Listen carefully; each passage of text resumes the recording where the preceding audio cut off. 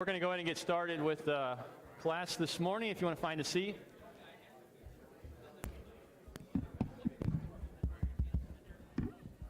Hey, Kim, can you mute the podium mic? It's still on. Thank you. All right. So as I was in the office last week, I sat down and I was looking at things in the calendar and whatnot, and I have preached once in 5 Sundays. It's never happened since I started up in Sioux Falls, and so it's been a weird month of gone and sick, and we had Mission Sunday, and we had youth-led service, so I've not been able to be up as much as I would like, but I will say I'm really appreciative for the guys and the things that they did today. For those of you that have done anything, or you can remember back to when you tried to do something for the first time, the first time I prayed, I think it was maybe all of 5 seconds. It was record fast. Got up, said my prayer, and got down. And I've improved on that slightly. The first lesson I did, all I remember was being 1,000 degrees. I don't remember. It was about Moses, and I was really hot the whole time, and I was glad when it was over. But it is nice that they were able to do that, and hopefully they can continue to grow in some of those areas. So what I wanted to do with the first couple of minutes is just kind of lay out where we're going to go in the future. Coming up, and then we'll get into our discussion this morning. So we were supposed to finish up 2 Peter. We've been working our way through that book. Supposed to finish that last week. That didn't happen, obviously, because we were sick. And so we're going to finish that this coming Sunday.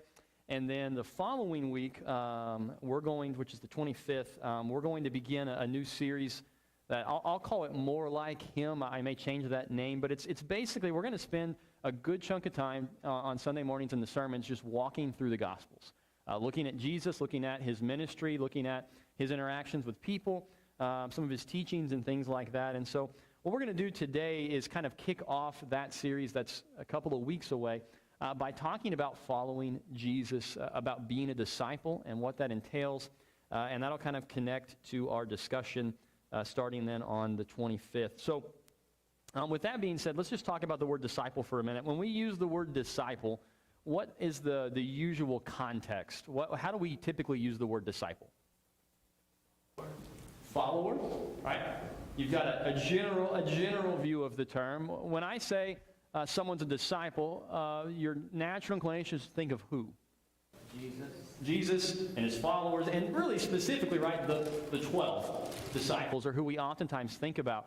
And if you go through the Bible and the New Testament and you look at all of the uses of disciple, the vast majority of them are about the disciples, the 12 that are mentioned most often then in the Gospels in particular. But it is an idea that we see throughout the book of Acts as well, and there it applies to not just the 12, but to who we would consider to be ordinary followers of Jesus.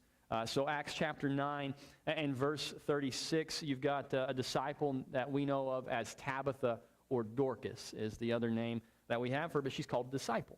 You see over in Acts chapter 16 and verse 1, Timothy is called a disciple there. And then you see in Acts 21 and verse 16, as Paul is making his way into Jerusalem, that there is a group of disciples, and included within that is a guy named Nason.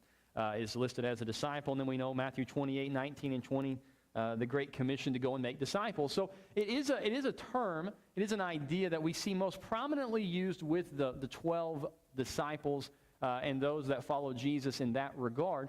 But it is one that I think also is applicable for anyone who wants to follow Jesus. And so it's really not used in the letters. Other terms are used brothers and sisters or saints. But it is a word I think that is helpful for us in understanding what it means to be a Christian. And so we're going to consider that this morning. As Ron brought up, there are some different definitions that we could use. One of those is as a follower.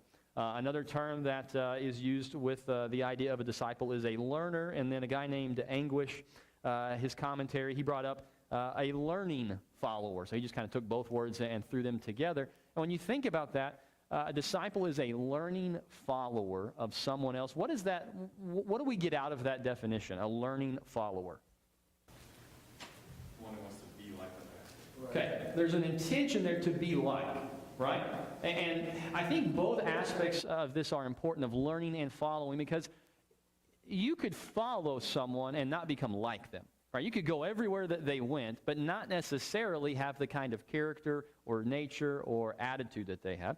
And on the other end of the spectrum, you could be someone who is learning a lot about someone else, but never actually do any of the stuff that they're doing, right? So if you are a student of history, for example, you could study the greatest people in history. Doesn't make you a disciple of theirs unless you're trying to imitate their lifestyle, imitate their behavior. And so when we talk about being disciples of Jesus, it's this idea of trying to become like Christ, to have the attitude, to have the mindset, to have the thought process. The word that I came across that I really like is the word apprentice.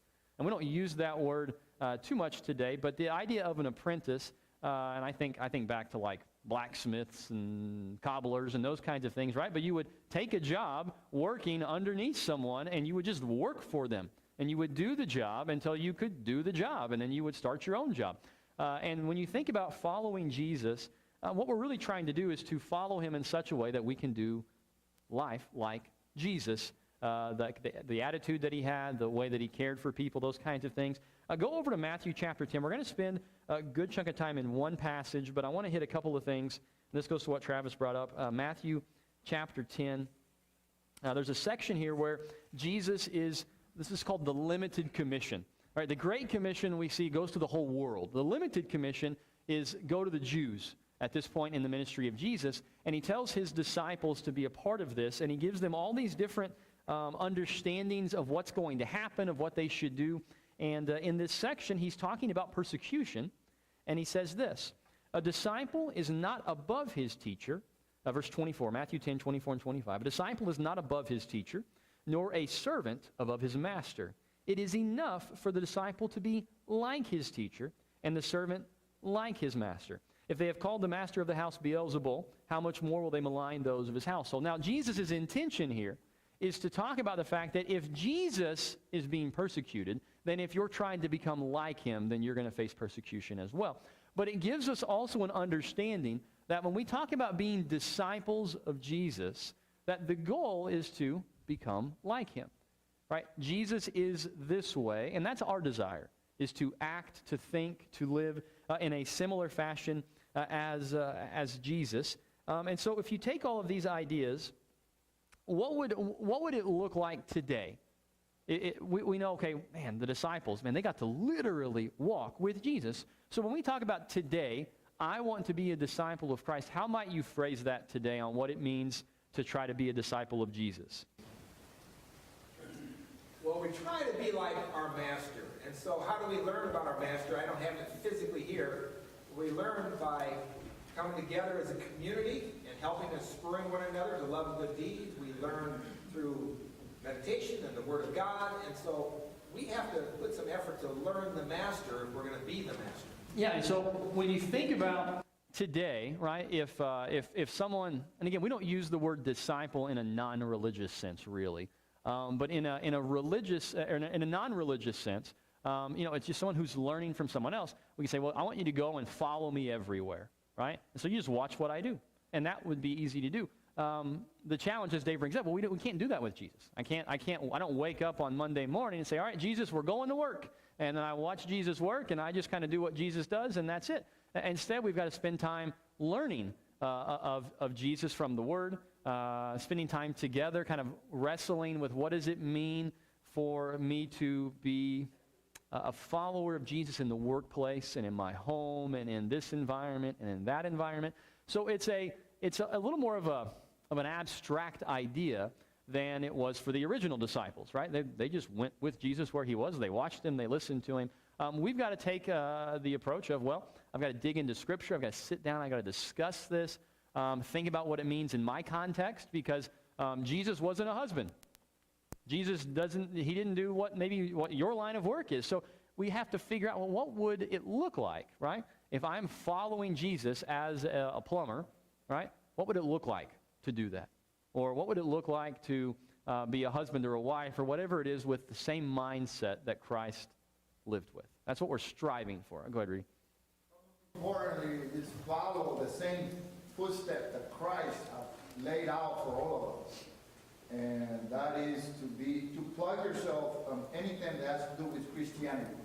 As far as being together as a family of church, and as far as being up there and spreading the good news, and just be the most imitate you can of Christ. And he already laid out down the foundation of how we're supposed to be doing it. So that'll be our main goal, to become like him, and it'll help us to become like him. And he's a part of that process. Go ahead, Dave. I know years back there was this "What would Jesus do" bracelet you'd wear, and there really is probably some value to that, because that question is something as a disciple we should be asking ourselves. Well, what would Jesus do in this situation? But the key is to know enough about Jesus that you can actually do what Jesus would do. Right, and that's the thing, right? Is to actually be able to accurately assess that. And that's what our series is going to be doing, is we're going to try to dig into the life of Christ in such a way that we can answer those questions a little bit better than we might right now. Because to Dave's point, we can say, well, I know what Jesus would do, and we have no clue. In the same way, I know a lot of you, right? And if somebody said, hey, Clint, what would so-and-so do in this situation? I could guess based on the conversations that we've had, but I probably don't know you that well that I would really get it right or perfectly right. And so we want to not just have a cursory understanding of how Jesus lived, but we really want to have the depth of it so that when we do ask those questions, we can not just have an answer, but actually have a right answer, if that makes sense. And so when you think about the idea, the call of being a disciple, does it sound easy or hard? How would you characterize it? If somebody said, if somebody asked you, hey, is it easy or hard to be a disciple of Jesus, what might your answer be? Mine is easy, but everyone's is different. Yeah, I mean, we're going to have some different thoughts. I mean, if you say, man, right, there's parts of it where we know it should be easy, right? And I think we also all know that at times it's really hard. It's really hard to follow Jesus the way that we want to. We've got all kinds of our own desires that are wrestling or pushing against what we know God would want us to do. And I think sometimes one of the things that we've done culturally, American cultural Christianity, is in order to try to make Jesus as appealing as possible, we try to make it sound as easy as possible, right? Oh, no, it's not hard at all. It's super easy. Almost no effort, right? It's so easy to follow Jesus. Well, that's not really true, right? There are parts of it that are easy. There are parts of it that are challenging because one of the key parts of it, right, is it requires a level of commitment that goes beyond almost anything else that we deal with in life. Go ahead, Ron. Jesus said if you want to be a follower, you are going to incur, persecution.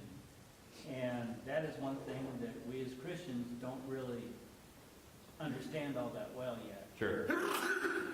Yeah, hardship is going to come with them. We're going to get into that in just a minute with Luke 14, if you want to turn over there. We're going to spend the rest of our time in Luke 14 and kind of talk about what Jesus says to people that are following him on what it means to be a follower.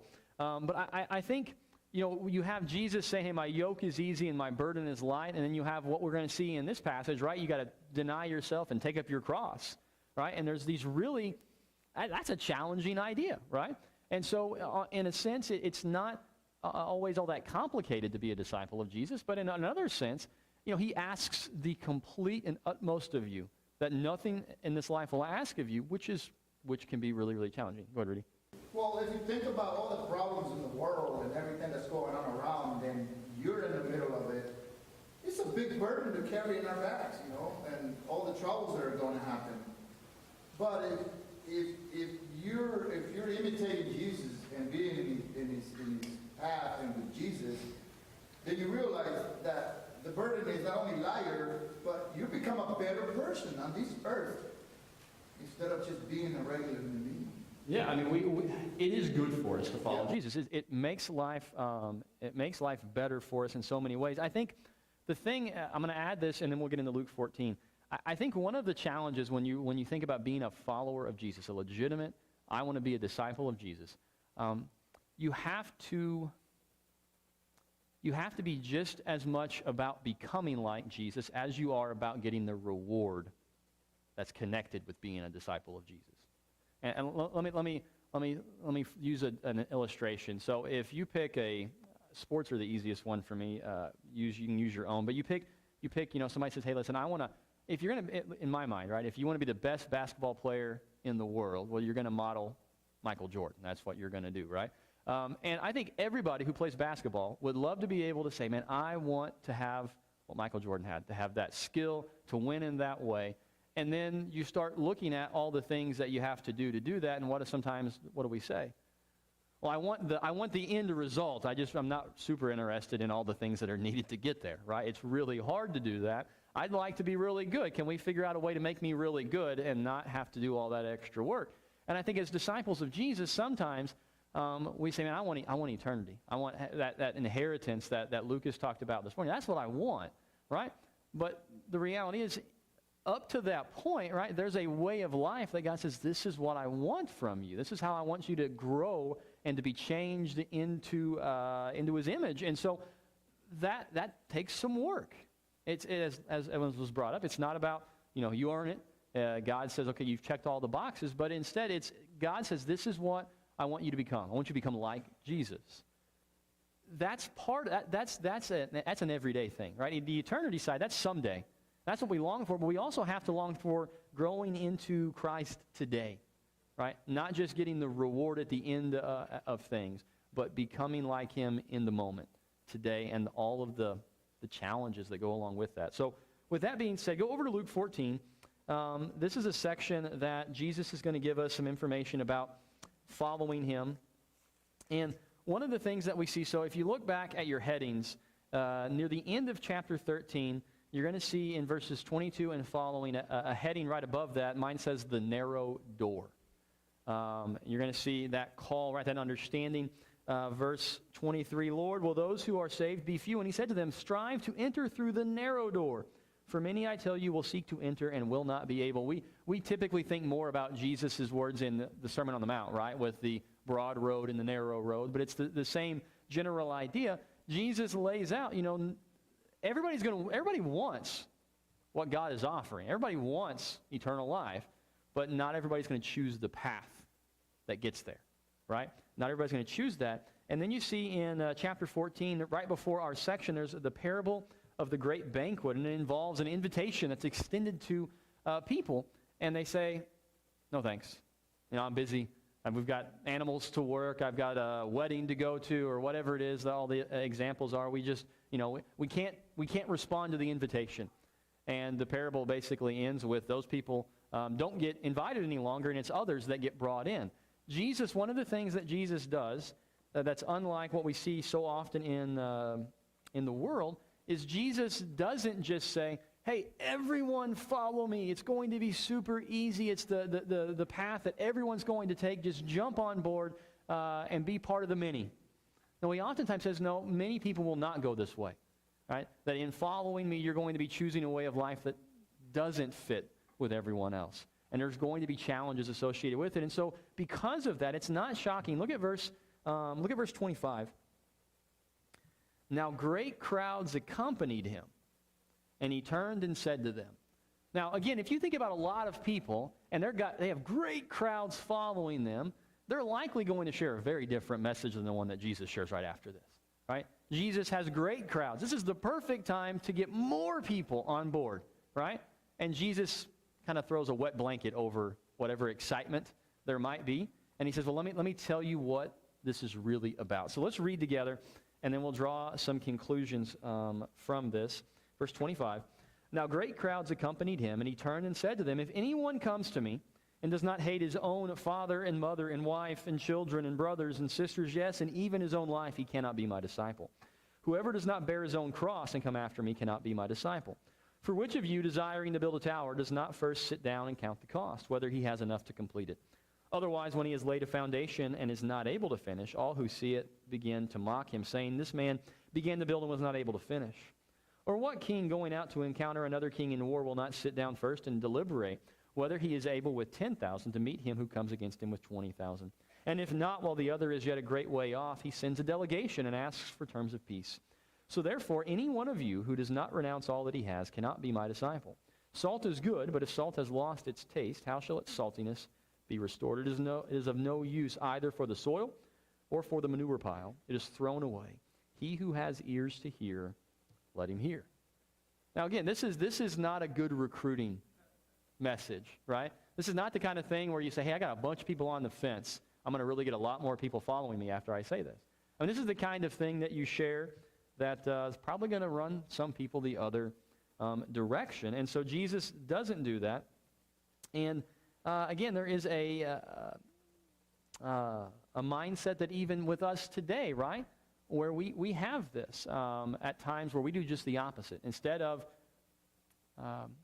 maybe being completely honest about what it means to follow Jesus, we try to make it sound like it's the easiest thing in the world. And why might we do that? Or how have we done that? What are some things that maybe you've seen that kind of show sometimes we don't always express clearly and adequately the call to follow Jesus?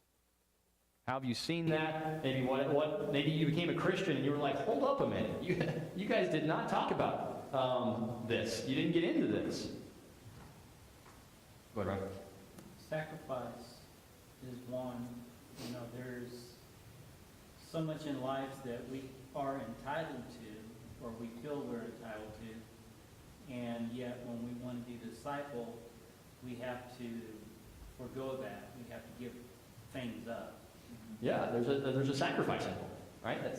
When you become a Christian, it's not just everything's the same. Now but you're also a Christian. Well, there's a lot of things that change, and some of those are sacrifices. Go ahead, Rudy. Expectancy. When people become Christian, they expect to not go through any troubles, and yet when they go through troubles, like, wait a minute, why am I going through all of this? Well, it's funny that I became a Christian. So they expect, I suppose some people expect God to be stepping in every trouble they, as soon as possible and not let them go through it. So I was on the great theological discussion forum of Twitter recently, and somebody had quoted, I can't remember, it was one of the Old Testament passages, and it said something along the lines of, I'm going to give you vineyards that you didn't plant, and homes that you didn't build, and land that you didn't cultivate, or something along, it's the verse, the original context is God telling the Israelites that are about to go into the promised land that you're about to receive all of this stuff that you didn't do anything for. But the way this was being used was that you and I, right, we've got this coming. Just remember, God is going to give you land that you didn't do anything for. He's going to give you a home. Like, hold up a minute, right? There are messages that come across through broad spectrum Christianity that give this impression, right? You become a Christian, and then God's going to smooth the road.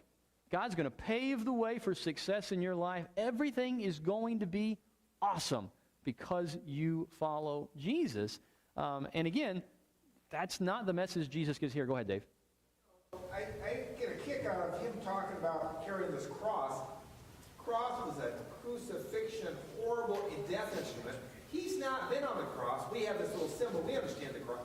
But that'd be a horrible analogy to bring out to people that, what?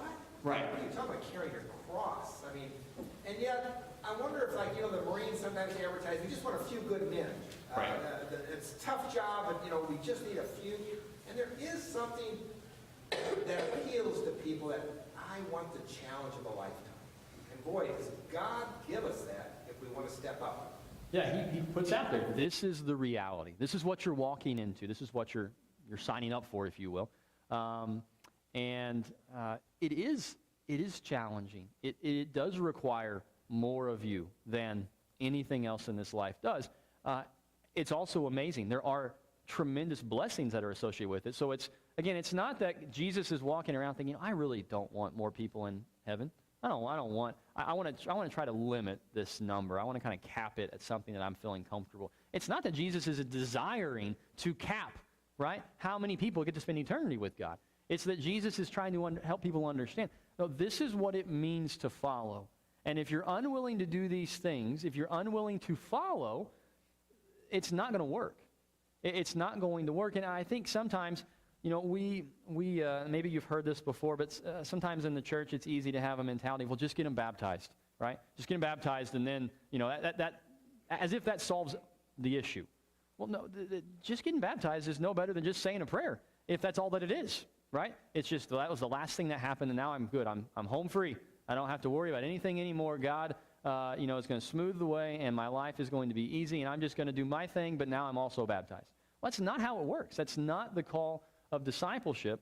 Brent Kirchfield noted, discipleship is a call to allegiance. Right? It is a call to allegiance, and one of the phrases that I came across recently in this idea is, Jesus is Lord. Right? When you become a disciple of Jesus, it's not just that Jesus is your teacher. He is your Lord. Right? It's an allegiance that we are committing our lives to, and when you commit allegiance to something, right, it ultimately says there's an allegiance that's the highest. When I was I was in Adam's class on Tuesday for our part being there at school with the boys once a week, and I don't do that very often. And we were there, and we said the Pledge of Allegiance. Now, I don't want to get into all that side of things, but when you say that, right, when you pledge allegiance to something, what are you also saying? I'm not allying myself, right? I'm not going to be under the authority of other things, right? I'm not pledging my allegiance to other countries, but to this one. And again, I don't want to get into all of the whether we should or shouldn't and all that kind of stuff, because ultimately we know we have a greater allegiance, right? An allegiance to God. And that when you talk about being a follower of Jesus, and you say, I'm going to be a disciple, that's what you're saying. I am committing to him above all else, above absolutely everything else. And that's what we see in this passage, that it requires a commitment. But Jesus wants us to understand what that actually means. I want you to think I'll give you an example, and then I'll open it up real quick, and then we'll get back into the text. Imagine a couple that's getting married, right? And the couple, both of them understand very clearly this is a call to lifetime, lifelong faithfulness, right? Which is what marriage is, right? And so they know exactly what they're getting into, right? When we get married, we both know that we are saying we're going to do this for life. And we know that's what the intention is. Now, imagine instead, though, right? Two people are getting married, and one of them is under the impression that, well, this marriage thing is really about tax breaks. That's what I'm in this for, right? I get tax breaks because of this marriage. Or, well, no, we get to, I just want to live with you, right? That's what this is. That's why we're doing this. I want to live with you. And then you get into the marriage, and they're like, well, no, actually, you have to be faithful to me the rest of our lives. They're like, hold up a minute. That's not what we agreed to here. That wasn't what we talked about. I was not under the impression I had to be with you forever. I just thought this is really beneficial right now, right? And so when we talk about the idea of commitment and understanding what you're getting into, we need to understand as disciples, this is not just, I'm signing up to be able to live for eternity with God. Well, yeah, but there's more to it than that. It's a greater call than that, and we have to remember that, and that's what Jesus, I think, wants us to understand. When we're trying to follow him, we're committing to something more than just a reward. We're committing to a way of life. We're committing to a way of thinking, and that's what he highlights for us here. Look at verse 26. I want to break this down, 26, 27, then we'll read that last big section. Verse 26, if anyone comes to me and does not hate his own father and mother and wife and children, brothers and sisters, yes, and even his own life, he cannot be my disciple. Now, those are super strong words, right? Super strong words. What does Jesus tell us about following him? What's he mean? So we have to love him above everything else. He comes first. He comes first. Now, you read this, and you think, well, hold up a minute. He just said I have to hate my own flesh and blood, right? The very children that are mine. He says you got to hate them. And you think, what in the world? This is a horrible thing that he's asking of us. Go ahead, Michael. The Bible says about comparison of his love for me. In other words, using that in the sense of love less instead of hate with some sort of... Matthew chapter 10 shares with us the same basic call here, but Jesus instead says if you don't love me more, if you love father, mother, children more than me, then you're not worthy of following me. Right? Go ahead, Ron. Like hate the sin, love the person. There's a call here that is extreme, right? But it lays out for us, this is what Jesus expects. I come first. I come first. Go ahead, Michael. Keeps me up, or makes me think about how when those were Jesus had been teaching, and some went away, and then Jesus asked the disciples if they want to go away too. Peter says, well, where will we go? You have the words of eternal life.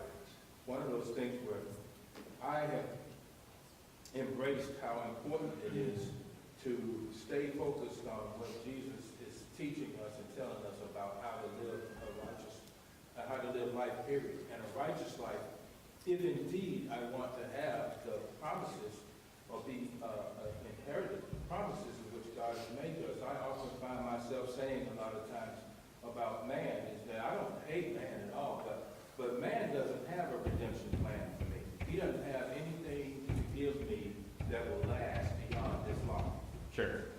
That's where the babies are. So in case you're wondering why the wall is being banged on, that's where all the tiny children are. Go ahead, Ray. I heard this expressed a different way. That you don't hate them.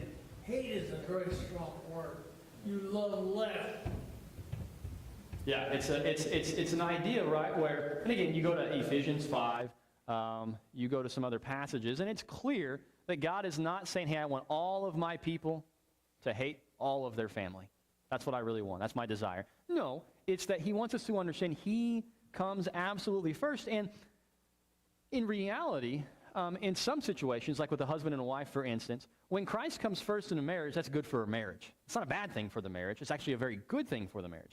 And the same thing with children and all of these different things. But what we have to understand, part of what Jesus is getting at, and we see this in the New Testament, right? Following Jesus is not going to win you greater love from your parents, maybe. They might be mad that you're following Jesus.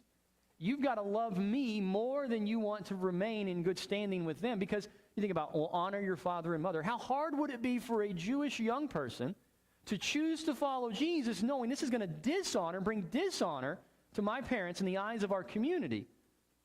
But Jesus comes first. Now, most of us don't have to make that kind of decision. Most of us aren't in that boat.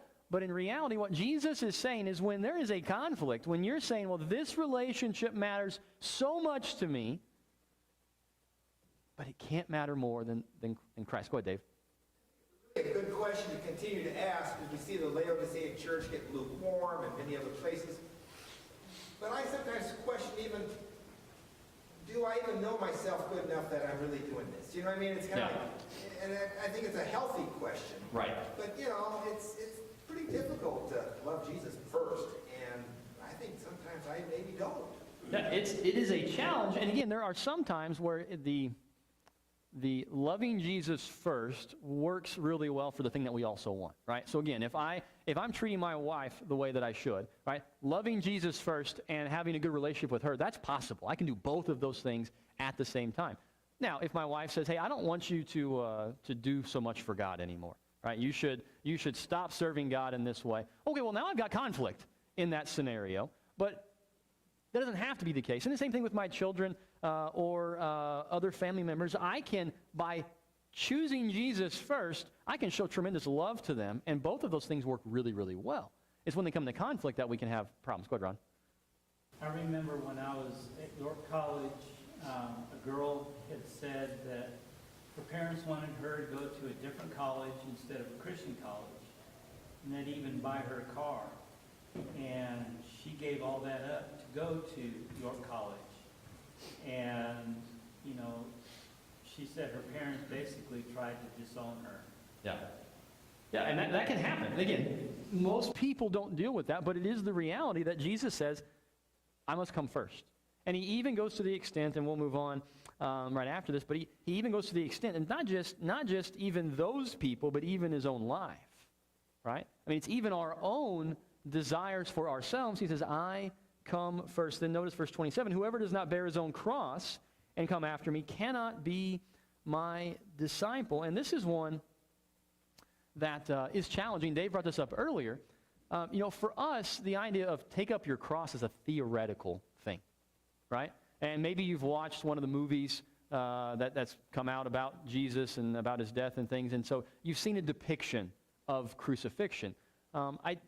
The people of Jesus' day knew way more about this than we do. I mean, they would have been able to see people crucified, right? I mean, for us, this is a theoretical thing. For the people that Jesus is talking to, this is, to Dave's point earlier, this sounds crazy, ludicrous, right? That you're going to be willing to suffer to the point of crucifixion. And as David Gusick brought up, to take up your cross is a one-way journey. It's not you're carrying a cross for a little while and then you get to put it down. You only put your cross down when you're dead, when you take up the cross. It was a death sentence. You didn't get to outlive it. And so Jesus is saying here, you must commit, right, to suffering. And it's a one-way trip. It's for me. It's completely for me. And I still wrestle with what does that fully even mean? But we do know that crucifixion was something horrible, horrible, horrible, horrible. And Jesus is saying, you must be willing to take up your own cross and come after me. You must be willing to suffer in following me. Go ahead, Ron. You know that in Galatians chapter 5, or chapter 2, verse 20, I've been crucified with Christ, and it is no longer I who live, but Christ that lives in me. In the life which I now live in the flesh, I live by faith in the Son of God, who loved me and delivered me up to him. Now, when you think about crucifixion, and you say, okay, we read through this, and you think, why in the world would anybody sign up to follow Jesus, right? Why would anyone hear the message that, hey, hate your family, hate your own life, in fact, even bear your own cross? Who listens to that and says, sign me up? Well, the reason why is to what Michael brought up and what Dave brought up. The disciples, right? They hear the message. If you can't eat my flesh and drink my blood, and people are like, this guy's crazy, and they start walking away. And Jesus says, well, what about you? They say, where else are we going to go? You have the words of eternal life, right? When you know the truth, then you're willing to deal with a lot of things, right? In the meantime, and as Lucas brought up this morning, it's not that he says, hey, I want you to suffer your entire life, and then it will all end. No, that's not what it is, right? He says, no, you serve me. You live for me. I'll take care of you. You're going to have something that's beyond compare. But it's going to require your whole life. It's going to require you completely. Go ahead, Rudy. That's why Jesus, he was so blunt about the things he said, because what happened is you can get into something and figure out later that that's not what you wanted. So you had to hear the first thing what was going to happen. And one thing that I noticed that makes it very difficult for you to follow Jesus is that you've been attached to all these things of this world. And when you realize that you have to leave those things behind, like for instance, in the Bible it talks about the rich ruler who had all the money, you know, yep. or you know, you have to leave your land, you have to go preach somewhere else, you know. Once you realize what you're being called to at a certain point, then you kind of like, what did I get myself into? Right. So Jesus was blunt right ahead and tell him, hey, this is what's going to happen. And you know, you really got to make up your mind whether you want to follow me or not. Right. Are you going to? And that's what, that next section there, he gives two illustrations. And from these illustrations, we take this idea of, and we see it in verse 28, right, to count the cost. You probably have heard that before, right? Count the cost. And he uses two illustrations that make perfect sense, right? If you're going to build something, what do you do beforehand? You count the cost. Anybody who's going to build a house but doesn't actually go through the effort of trying to find out if they have enough resources to build the house is going to look pretty silly when they get halfway through and all they've got are beams and maybe a roof, right? And it just sits there. And everybody's like, well, what happened? Well, yeah, he ran out of money.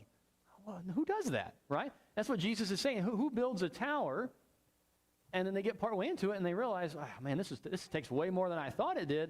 I'm going to back out now. He says, don't do that. Count the cost now. Are you willing to live for me? And then he gives the example of going to war. And he says, basically lay it out. If you've got less men, can you win? And if you can't win, what are you going to do? How are you going to respond to that? And so it's count the cost. Am I willing to follow Jesus? And Brent Kirchfield brought up something that I think is important here. There are two questions to ask about following Jesus. The first one, right, is, am I willing to commit to a life that's focused in on Jesus? And again, what that all means is why we meet every single week for our entire lives, right? Because determining that is challenging, right? And it looks different sometimes, and we're at different levels, and sometimes we're at the point where our life doesn't look all that different than it used to, but it's a little bit, and maybe we're at the point now where my life looks totally different. We work on that part a ton, but here we've got this question, okay, am I going to commit? But the other side of it, right, is am I willing to pay the price on the other side if I don't commit? There's two questions there, right? You see, I can say, oh man, if I commit, this is what it's going to cost me. But there's also the other side that says, but if I don't commit, here's what it's going to cost me, right? Here's the other side of it. And so we have to weigh both of those in thinking about this. You notice the end of it's a weird ending, right? Salt is good, but if salt has lost its taste, how shall its saltiness be restored? It is of no use either for the soil or for the manure pile. It is thrown away. And you're like, where did salt come from? I mean, we've been talking about war and building towers, and all of a sudden he says, in salt that's not good, that's not doing what it's supposed to, salt that has lost its taste, what's it good for, right? Well, and I think this was Kirchfield that brought this up, but he's essentially talking about the idea here of if you're not going to commit, you're like this salt that's not good for anything. If you're going to follow him, but you're not going to follow him, right? If you're going to say, I want Jesus, but I'm not going to commit to him, I'm not going to deny myself, I'm not going to love him more than anything else, you're like the salt that's going to be worthless. It's not going to work. And you go to Matthew 5, where we're told to be the salt of the earth and be the light of the world. He's asking for a commitment. And he's asking for us to choose him. And then we see in verse 33 this very strong call. So, therefore, any one of you who does not renounce all that he has cannot be my disciple. And again, you go through, and we talked about this on Wednesday night with generosity. Jesus or God, doesn't say, oh, I mean, if you're a Christian and you own a home, you're not my disciple. You're not really following me because my people don't live in houses. He's not saying that because we see Christians did have homes and they weren't condemned for it in Acts in particular. But I think what he's getting at here, he said, listen, you've got to put me above everything else. Above your family, above your own life, above your desire to avoid suffering, even above all of the things that you have. Whatever it is in your life, you must renounce all of it. You must be willing to say no to it in order to serve me. And as Rudy brought up, sometimes that means something dramatic for some people and not the same thing for others. Some people go move away. They go to some other country and they do that. God doesn't ask that of everybody. But if he does ask it, if he does say, this is what I want you to do in the ways that God might do that, are you willing? Are you willing to give up? Is there something in your life that would hold so much significance to you that if it came into conflict with God, you would choose it over him? Right? That's the kind of stuff that we have to think about in our lives. And my hope is in this series, in thinking about Jesus, in watching him with his disciples, in hearing his teachings, is that we better understand what it means to follow him and that we practice that. Because again, one of the reasons why I don't like these kinds of subjects is because it's really easy to talk about the strong call of discipleship. And then we all leave and we all go do the same things we do every other time we meet, right? It's really easy to talk about this. It's a lot more challenging to figure out what it looks like. What does it really mean for me in my life to be committed to becoming more like Jesus? And my hope is that this series will, by walking us through his life, by spending that time with Jesus, we'll have some better answers on some of those things. So as we wrap up, we got a couple of minutes. Any closing comments, any closing thoughts on following Jesus as a disciple, not just simply by word alone, but by truly seeking to live life? I just wanted to say something that I have in my heart is that I'd rather go through life with someone instead of doing it all by myself. Sure. And God, through his son Jesus Christ, has offered that to us. But you don't have to be alone. Right. Even if it's in a spiritual feeling and a spiritual being inside of you, it's still something better than just being a plain nothing. Yeah. So I feel comfortable knowing that I'm going to go through things of life with someone either helping me or beside me instead of being a lone person. And I think I want to go back to something that Dave brought up. Dave used the example of the Marines, right? The few, the proud, the Marines. You've seen those different things, and you see those, right? And essentially what they're going to tell you, right, we're going to break you down. We're going to break you down to the barest bones of what we can. We're going to rebuild you. And it sounds horrible. I mean, all it takes is like watching. I watched Army-Navy played yesterday. I didn't watch the game, but I watched a little video of some parents of some of the players, and they did a little montage thing. And they showed some of the stuff that they do, even in school, right? The school side. I mean, they're not even in like basic training or anything, but just some of the stuff that you're getting yelled at and told, step here and do this way and all this. Why would anyone subject themselves to that? And it's because they've decided, they've been called to what in their mind is a greater purpose than they might have been otherwise. Right? They want to do something, and those commercials for the Marines or whatever it might be, right? The intention is, we are going to destroy you, but we're going to make you better, and we're going to make it where you are going to do something that changes the world. Right? We're going to make it where you protect, you serve, you make the difference in the world. And I'm not trying to promote the Marines here this morning, but the point is, right, when you look at the call to Jesus, and Jesus says, I'm going to break you down completely till there's nothing of you that was the you before, where you were sinning and you were doing life your way. I don't want any of that part of you.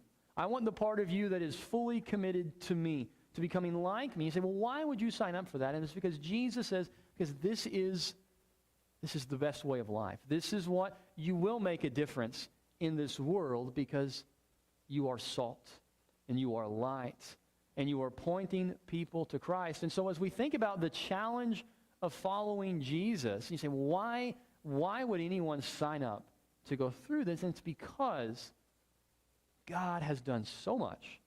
God has given so much. And he says, this is the response that I want to see in you.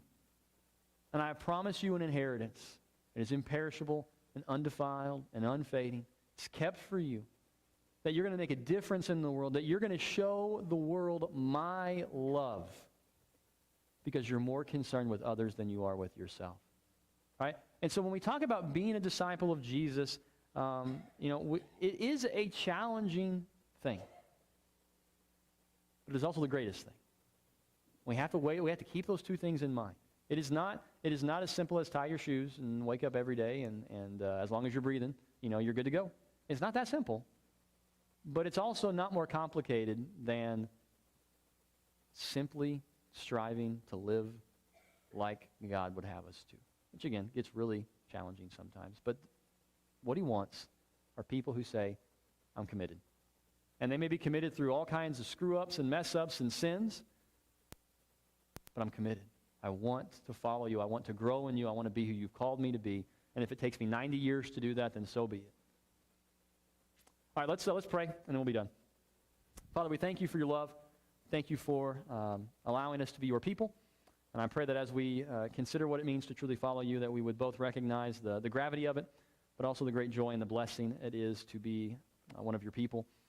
Father, I just pray for strength for each one of us as we go out into this world. Help us to be the lights that you've called us to be, and to ultimately live for you because of how you have blessed and really created and forgiven us in so many different ways. Father, we thank you for your love, and it's in your Son's name that we pray. Amen.